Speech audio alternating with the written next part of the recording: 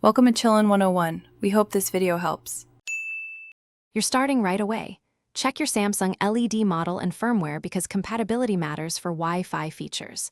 Make sure your router broadcasts a visible SSID and you know the exact password, too.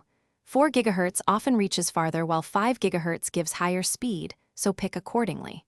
Once done, power on the TV and ensure the remote is paired or usable. Now open Settings and navigate to Network. This begins the connection wizard that will find available Wi-Fi networks. In Network Settings, choose Wireless Connection and wait for the TV to scan.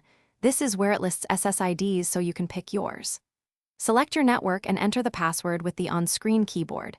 Take your time to avoid mistakes because one wrong character will fail authentication.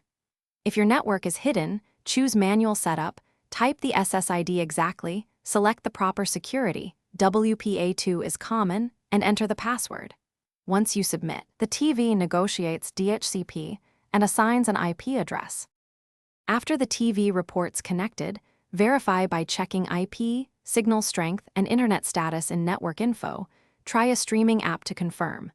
If it fails, restart the router and the TV first, because transient issues often resolve that way.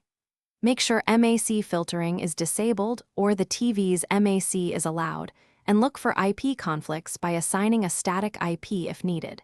If problems persist, update the TV firmware or reset network settings. Keeping router.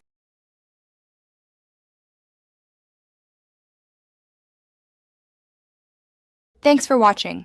Consider subscribing if we helped you.